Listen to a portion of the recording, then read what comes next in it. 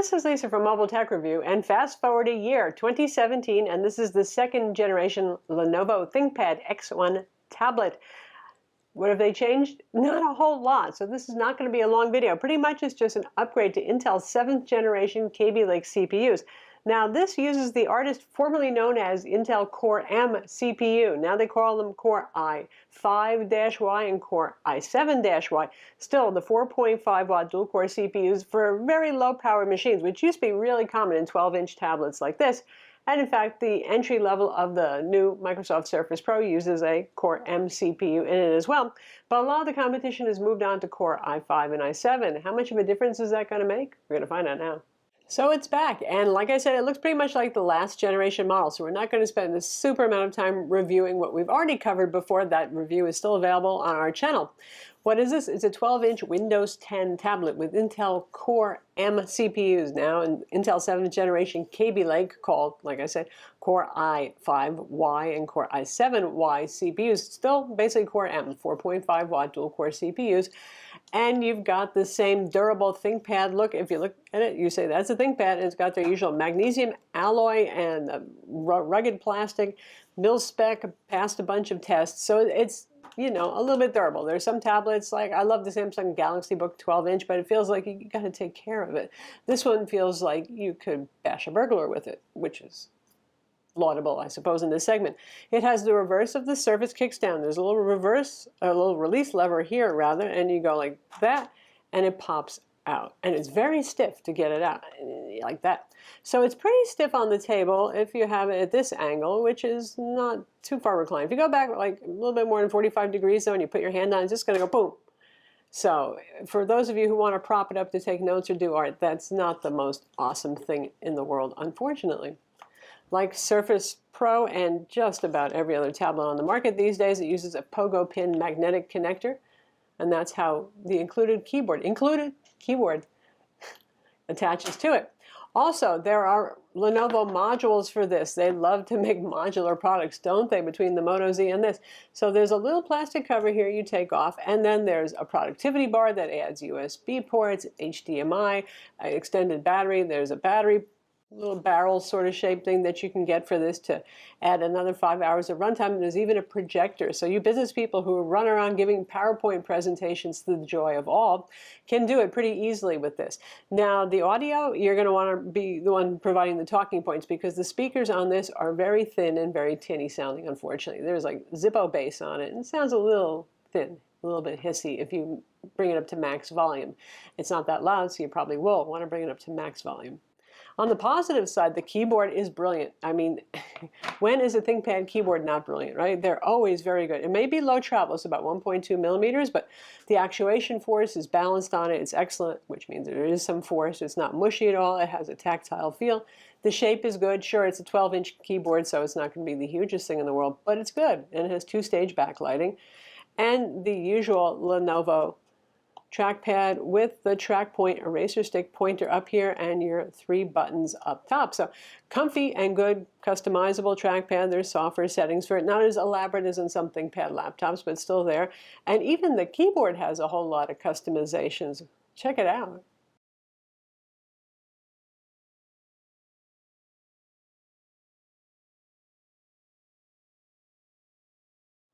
This is very rigid. It's very stiff. If you found Surface type covers a little bit too flexible, you can twist this if you try, but you know, why abuse it like that?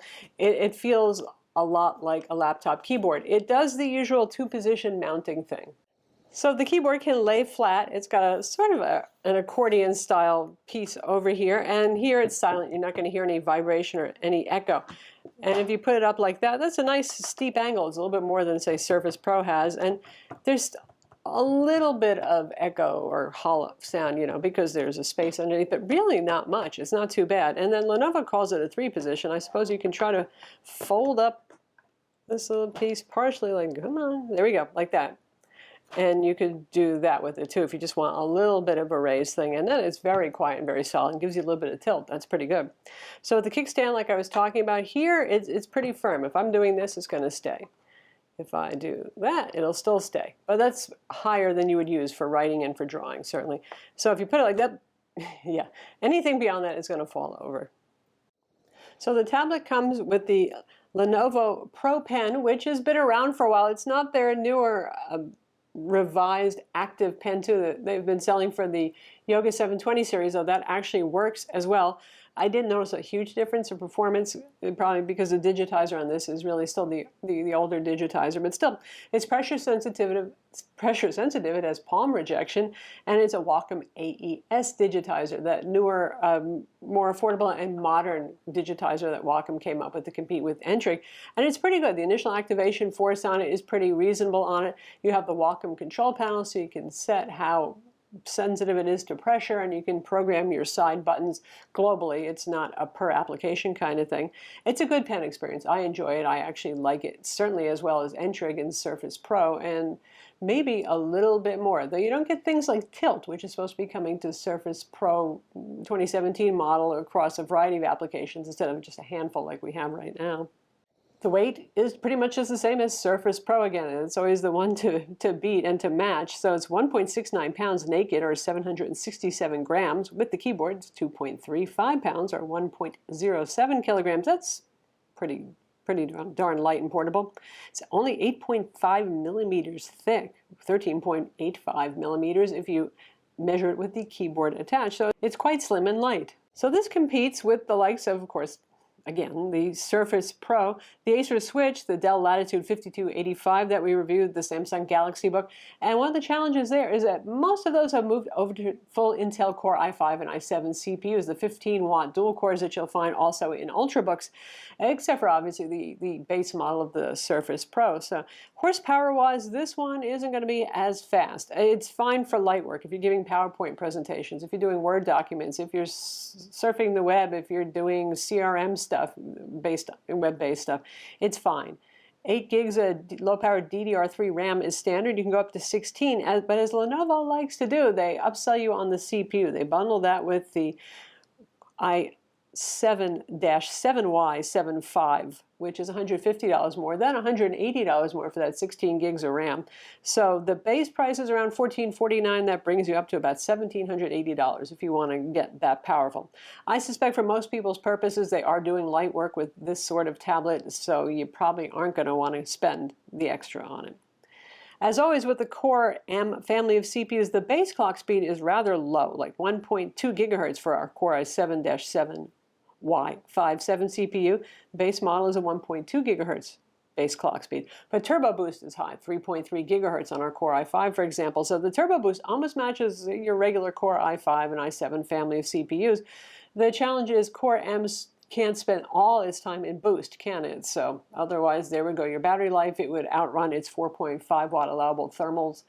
You get the idea. So for sustained tasks, usually that's where you start to notice the Core M family not really shining anymore. But for those little micro bursts that you need when you're not pushing it too hard, it can seem just fine, and performance levels look okay. On paper, if you look at the Geekbench scores, you see it looks like a Core i5 from about 2 years ago. It doesn't look that bad. Again, the challenge is sustaining that, which is a little bit harder. So this guy is for light lifting, not for heavy lifting. The base has 128 gig SATA interface SSD, and you can go up from there to 56 gig PCIe NVMe, which is what we have, and the 512 gig is the largest. Now, one of the special things about this that is superior to most tablets on the market is you can actually open it up to service it. You've got a couple of screws under the kickstand, then you slide off that little plastic bottom cover that you would take off if you were using modules. There's a couple more screws, and you can pry the back off on this. No heat guns, no glue fest, you know, it's meant to be serviced. The RAM is soldered on, but the SSD is your usual M2 socketed SSD, and the Wi-Fi card is accessible. It's also available with 4G LTE, a Qualcomm Snapdragon X7 modem made by Sierra Wireless, so that's a nice touch too. And the card slot for that, just like the micro SD card slot, is under the kickstand. Ports are about comparable to, well, like Surface Pro, you know the story. You can't fit a lot of ports on this, but we do have a mini DisplayPort and one USB 3.0 port, so you don't have to run out and buy dongles immediately. There's a USB-C port that's used to charge. It comes with a 45-watt charger with a USB-C connector, and it also does do data out too. In fact, I tested it with displays. It worked just fine with a USB-C to HDMI adapter for a 1080p display, but it balked when I used a USB-C to DisplayPort connector and a 4K display. Lenovo business laptops used to not have the best displays. This one's actually pretty good. It's not that different from the last generation, honestly, either. It's a 3:2 aspect ratio like Surface Pro, and it's pretty high resolution. It's 2160 by 1440. That's no slouch, and it's bright. This is bright enough for outdoor use. 349 nits we measured.